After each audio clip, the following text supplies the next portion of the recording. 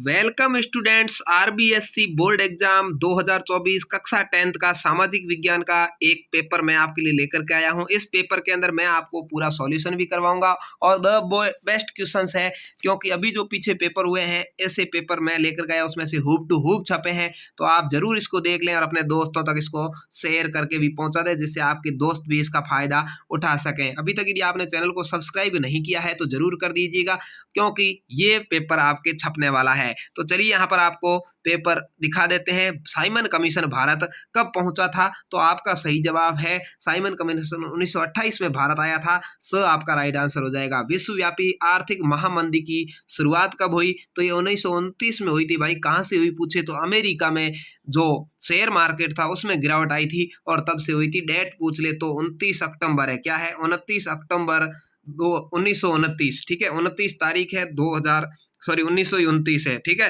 अगला है, कंपनी ने बुनकरों पर निगरानी रखने के लिए जो वेतन भोगी कर्मचारी नियुक्त किए थे वो क्या कहलाते थे? तो वो गुमस्ते कहलाते थे। यहाँ पर आपका राइट आंसर हो जाएगा। चीन से इटली में वुड ब्लॉक वाली छपाई की तकनीक लेकर कौन आया था? ये मार्को पोलो आया था। यहाँ पर आपका चौथे में राइट आंसर है। नवीनीकरण योग्य संसाधन कौन से हैं जिनको वापस बनाया जा सकता है? तो ये पवन ऊर्जा है। भाई क्या है? पवन ऊर्जा है। बाकी वन और जल ये तो खत्म होने वाले हैं। तो यहाँ पर पांचवें का भी आपका राइट आंसर हो जाएगा। छठा पूछा, इनमें से कौन सा संरक्षण तरीका समुदायों की सीधी भागीदारी नहीं करता? तो वन्य जीव पशु विहार है। इसके समुदाय से सीधा अर्थ नहीं है।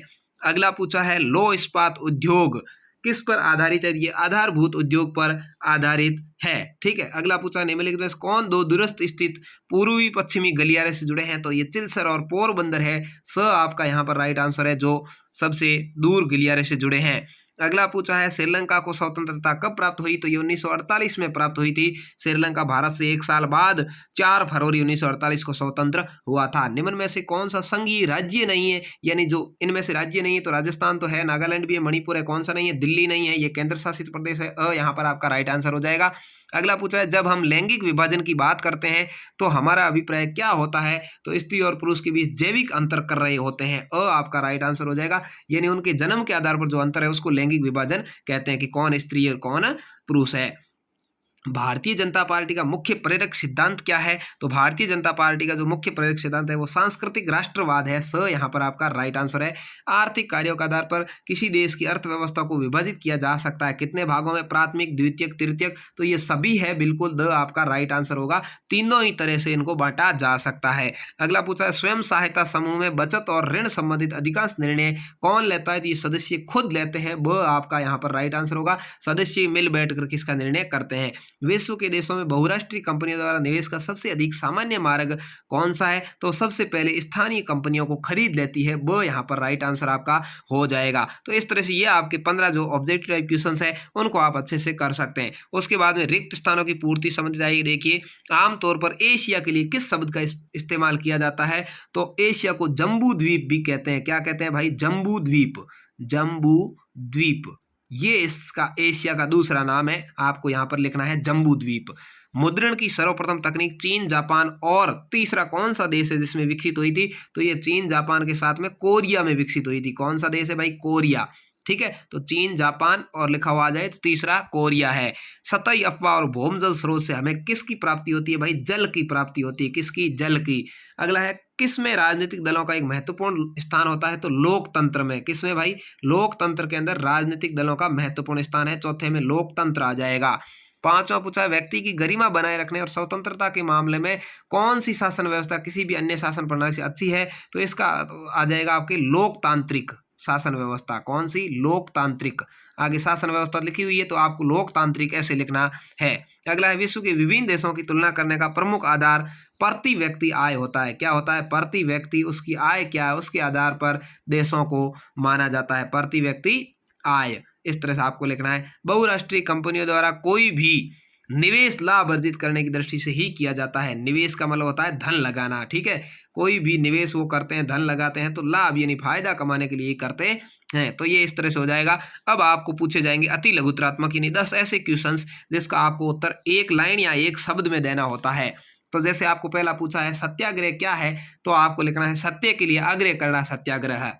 अगला पूछा है स्टेपलर क्या है? तो ऐसा व्यक्ति जो देश रेशों के खाते से ऊन को स्टेपल करता है, स्टेपलर कहलाता है। स्टेपलर जो आप पिन मशीन होती है वो नहीं है भाई, यहाँ स्टेपलर का मतलब है वह व्यक्ति जो रेशों के खाते से ऊन को स्टेपल करता है, स्टेपलर कहलाता है। भाप के इंजन का आविष्कार किसने किया? तो इसका आविष्कार जेम्स वॉट ने किया था। आप सभी को पता होगा कि भाप के इंजन का आविष्कार जेम्स वॉट ने 1776 ईस्वी में किया था। अगला पूछा है संकटग्रस्त वन्य जीव प्रजातियों के 2 नाम बताइए। संकटग्रस्त का मतलब ऐसी वन्य जीव प्रजातियां जो खत्म होने वाली है, विलुप्त होने वाली है। तो इसके अंदर मुख्य रूप से जो राजस्थान का राज्य पक्षी है गोडावण, वो भी आता है। एक तो गोडावण लिख सकते हैं आप, जंगली उल्लू लिख सकते हैं जो जंगल में पहले दिखाई देते थे अब नहीं दिखाई देते। आप चाहें तो गिद्ध लिख सकते हैं, गिद्ध पहले दिखाई देते थे अब बहुत कम हो गए हैं। ठीक है, सफेद पेट वाला बगुला, ऐसे बहुत सारे हैं, लाल चोंच वाली चिड़िया, इस तरह से बहुत सारे हैं। आपको 2 नाम लिखने हैं। वायु प्रदूषण से मानव पर क्या प्रभाव पड़ते हैं, संक्षेप में लिखना है। तो वायु प्रदूषण से मानव को खांसी की शिकायत हो जाती है, खांसी का रोग हो जाता है और त्वचा संबंधी रोग हो जाते हैं। क्या है भाई? खांसी, त्वचा संबंधी रोग, कैंसर आदि हो जाते हैं। ये सभी किससे होते हैं भाई? वायु प्रदूषण की वजह से होते हैं। अगला पूछा है सामुदायिक सरकार वाले देश का नाम बताना। ऐसा देश जिसमें सामुदायिक सरकार यानी समाज मिलकर के सरकार बनाता है, तो ये ऐसा बेल्जियम देश है। कौन सा है भाई? बेल्जियम है, जहां पर ये सामुदायिक सरकार है, बेल्जियम। आपको उत्तर लिख देना है। श्रम के लैंगिक विभाजन से आप क्या समझते हैं? श्रम यानी मजदूरी का लैंगिक विभाजन यानी स्त्री और पुरुष के अनुसार विभाजन है, वो श्रम का लैंगिक विभाजन होता है। राजनीतिक दल के कुल अंग कौन कौन से? तो राजनीतिक दल के बहुत सारे अंग हैं, उसमें से कोई 3-4 आप लिख सकते हैं। अगला है मौसमी बेरोजगारी को परिभाषित करना है। तो मौसमी बेरोजगारी वह बेरोजगारी जिसमें एक निश्चित समय के अंदर ही लोगों को जो रोजगार मिलता है, उसके बाद में वो फ्री बैठे रहते हैं, यानी कोई काम धंधा उनके पास नहीं होता। जैसे कि एक फसल लेने वाले जो क्षेत्र होते हैं उसके अंदर बरसात ऋतु के अंदर ही रोजगार होता है, बाकी महीनों के अंदर कोई रोजगार नहीं होता। और द्विफसली क्षेत्रीय जहाँ पर 2 फसलें होती है, उसमें भी गर्मियों के दिनों के अंदर व्यक्ति बेरोजगार हो जाता है, तो उसको मौसमी बेरोजगारी कहते हैं। वह कंपनी जो एक से अधिक देशों में उत्पादन पर नियंत्रण अथवा स्वामित्व रखती है, क्या कहलाती है? बहुराष्ट्रीय कंपनी कहलाती है। क्या कहलाती है भाई? बहुराष्ट्रीय कंपनी। ठीक है, उसको एक से ज्यादा देशों में उसका काम होता है, बहुराष्ट्रीय कंपनी। तो इस तरह से ये आपके 10 ऑब्जेक्ट जो छोटे छोटे 1-1 नंबर वाले क्वेश्चन सामाजिक में आने वाले हैं। ये पेपर बहुत ही मोस्ट है, अपने दोस्तों तक इसको जरूर शेयर कर देना। और अभी तक आपने भी चैनल को सब्सक्राइब नहीं किया जरूर कर देना, क्योंकि मैं 4 ऐसे बेस्ट पेपर है सामाजिक के, वो आपके 16 मार्च को होने वाले एग्जाम से पहले पहले लेकर के आऊंगा।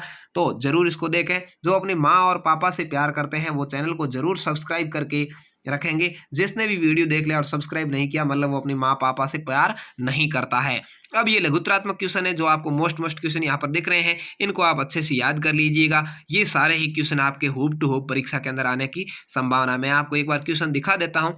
इसके बाद खंड स आपके आएगा जिसमें अथवा वाले क्वेश्चन आएंगे, 2 में से कोई एक आपको करना होगा। ये सभी मोस्ट है, आप इसको देख लीजिएगा। ज्यादा हल करवा के मैं वीडियो को लंबा नहीं करना चाहता हूँ। खंड द के अंदर आप देख रहे हैं, इनका उत्तर आपको 200 से 250 शब्दों में यानी कम से कम 20 से 25 लाइन में लिखना है। 4 नंबर का क्वेश्चन है, अथवा में है, कोई भी एक आपको करना है। 21वें के अंदर 2 ऊपर वाले कर सकते हैं या नीचे वाला 1 कर सकते हैं। और 22वें के अंदर आपको ऊपर वाले 4 या नीचे वाले 4 जो स्थान लिए हुए हैं उनको इस मैप के अंदर दर्शाना है। मैप आपको अलग से मिलेगा। तो ये वीडियो आपको कैसा लगा कमेंट करके जरूर बताएं।